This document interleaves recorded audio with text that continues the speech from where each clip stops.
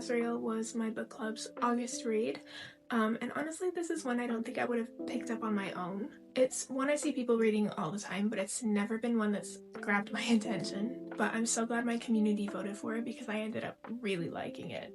The story follows Diana, who 1,000 years ago made a desperate deal to save her dying sister, and now she's bound to serve the monster who answered that call.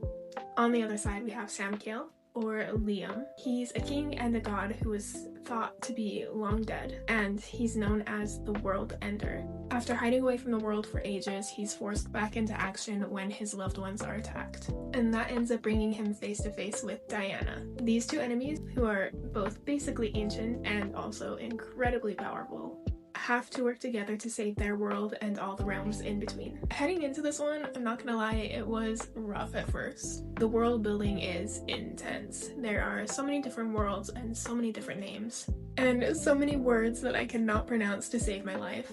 I desperately needed a pronunciation guide, and I'm not even gonna attempt to say any of them here out loud because I know I'm gonna butcher them. But once everything started to click into place with the world building and making sense for me, I really got into this book.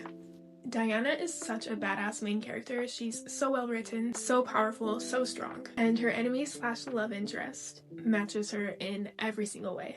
They are the definition of a power couple. The I would burn the world down for her dynamic is so strong in this book. In fact, there is an actual quote that says, "I didn't remember how long we talked, but somewhere amidst her laughter and smiles, I decided I would rip the world apart for her."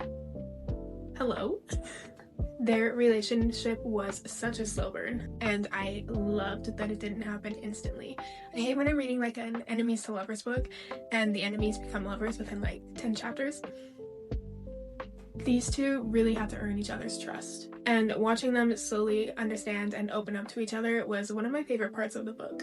I think the plot moved at a pretty steady pace, and once it really got going after all of the world building stuff, it was filled with so much action, tension, and a lot of emotional moments. And that cliffhanger at the end, it had me wanting to throw my book across the room, guys. I haven't had the chance to start the second book yet, mostly because I've had to prioritize reading other books first, and it's been killing me. Like, waiting to read the second book after that cliffhanger is actually killing me, guys. Overall, the Book of Azrael was a very pleasant surprise. I gave it 4.25 stars. It took me a minute to find my footing in this world, but once I did, I was hooked.